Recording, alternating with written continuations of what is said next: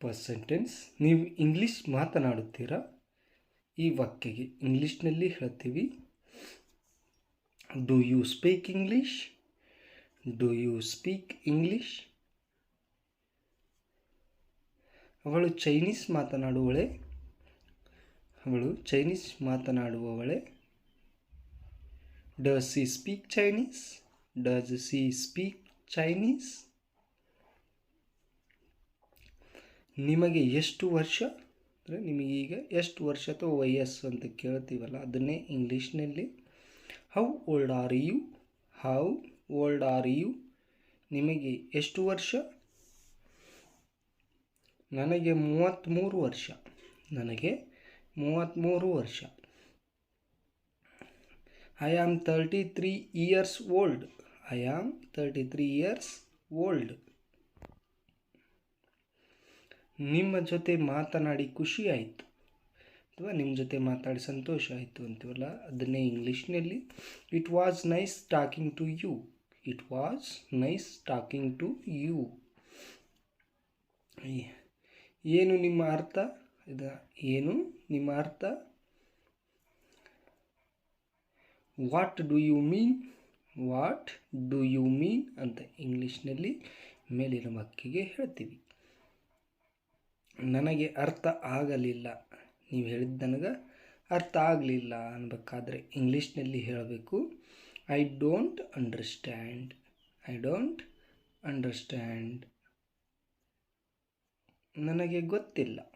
ಅಂದರೆ ಯಾವುದಾದ್ರೂ ವಿಷಯ ಕೇಳಿದಾಗ ಹೇಳ್ತೀವಲ್ಲ, ನನಗೆ ಗೊತ್ತಿಲ್ಲ ಅನ್ನೋಕ್ಕೆ ಐ ಡೋಂಟ್ ನಾವ್ ಅಂತ ಇಂಗ್ಲೀಷ್ನಲ್ಲಿ ಹೇಳ್ತೀವಿ. ಐ ಡೋಂಟ್ ನಾವ್, ನನಗೆ ಗೊತ್ತಿಲ್ಲ. ಕನ್ನಡದಲ್ಲಿ ಅದಕ್ಕೆ ಏನು ಕರೆಯುತ್ತಾರೆ? ಅಂದರೆ ಯಾವುದಾದ್ರೂ ವಸ್ತು ಇರ್ಬೋದು, ಏನಾರೇ ಇರ್ಬೋದು. ಅದಕ್ಕೆ what is that called in Kannada? What is that called in Kannada? ನೀವು ಯಾವ ಊರಿನವರು? ನೀವು ಯಾವ ಊರಿನವರು ಅಂತ ಕೇಳಬೇಕಾದ್ರೆ ಇಂಗ್ಲೀಷ್ನಲ್ಲಿ ವೇರ್ ಆರ್ ಯು ಫ್ರಾಮ್ ಅಂತ ಕೇಳಬೇಕು. Where are you from? ನಾನು ಅಮೇರಿಕಾದಿಂದ ಬಂದಿದ್ದೇನೆ.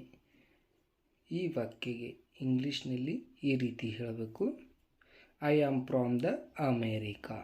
I am from the America. ನೀವು ಎಲ್ಲಿ ವಾಸಿಸುವಿರಿ?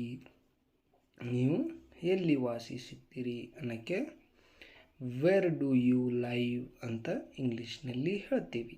Wear do you live? ನಾನು ಅಮೇರಿಕಾದಲ್ಲಿ ವಾಸಿಸುತ್ತೇನೆ.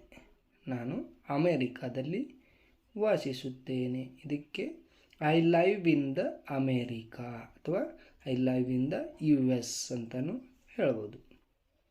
ನಿಮ್ಮ ಉದ್ಯೋಗ ಏನು ಅಥವಾ ನೀವೇನು ಕೆಲಸ ಮಾಡ್ತೀರಿ ಅಂತ ಕೇಳಬೇಕಾದ್ರೆ what do you do for a living? What do you do for a living ಅಂತ ಕೇಳ್ತೀವಿ. ನಾನು ವಿದ್ಯಾರ್ಥಿ.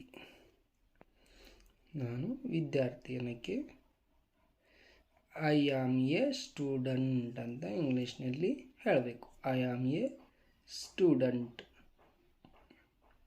ನಾನು ನಿಮಗೆ ಸಹಾಯ ಮಾಡಬಹುದೇ?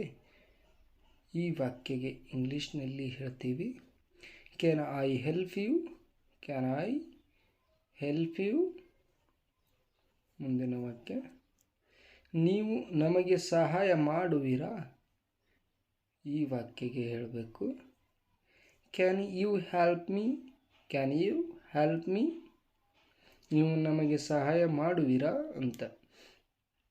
ವಿಮಾನ ನಿಲ್ದಾಣ ಎಲ್ಲಿ ಅಥವಾ ವಿಮಾನ ನಿಲ್ದಾಣ ಎಲ್ಲಿದೆ ಅಂತ ಕೇಳಬೇಕಾದ್ರೆ ವೇರ್ ಈಸ್ ದ ಏರ್ಪೋರ್ಟ್?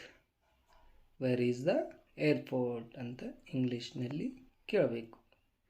ನೇರಕ್ಕೆ ಹೋಗಿ ಅಥವಾ ಸೀದಾ ಹೋಗಿ ಅಂತೀವಲ್ಲ, ಅದಕ್ಕೆ ಗೋ ಸ್ಟ್ರೈಟ್.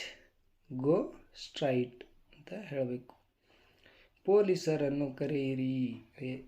ಪೊಲೀಸರನ್ನು ಕರೆಯಿರಿ ಅನ್ನೋಕ್ಕೆ ಇಂಗ್ಲೀಷ್ನಲ್ಲಿ ಕೇಳಬೇಕು, call the police. Call the police.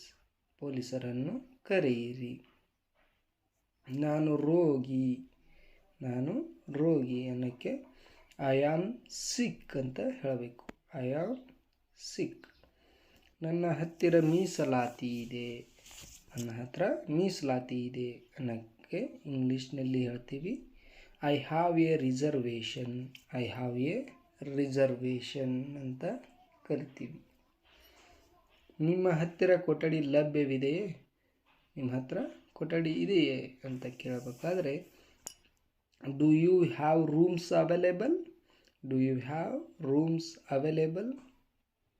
Next, ನನಗೆ ಒಂದು ಧೂಮಪಾನ ರಹಿತ ರೂಮು ಬೇಕು ಅಥವಾ ಬಯಸ್ತೀನಿ ಅನ್ನೋಕ್ಕೆ ಇಂಗ್ಲೀಷ್ನಲ್ಲಿ ಹೇಳ್ತೀವಿ I would like A non smoking room. I would like A non smoking room. ಪ್ರತಿ ರಾತ್ರಿ ಚಾರ್ಜ್ ಎಷ್ಟು ಅಥವಾ ಒಂದು ರಾತ್ರಿ ಚಾರ್ಜ್ ಎಷ್ಟು ಅಂತ ಕೇಳಬೇಕಾದ್ರೆ ಇಂಗ್ಲೀಷ್ನಲ್ಲಿ how much it cost per night. How much it costs for night ಅಂತ ಕೇಳಬೇಕು. ಇದು ಎಷ್ಟು, ಯಾವುದಾದ್ರೂ ವಸ್ತುವಿನ ಬೆಲೆ ಕೇಳುವಾಗ ಹೌ ಮಚ್ ಈಸ್ ದಿಸ್ ಅಂತ ಕೇಳಬೇಕು. How much is this. ಏನು ಇದು ಅಥವಾ ಇದು ಏನು ಅನ್ನೋಕ್ಕೆ what is this. What is this. ಧನ್ಯವಾದಗಳು.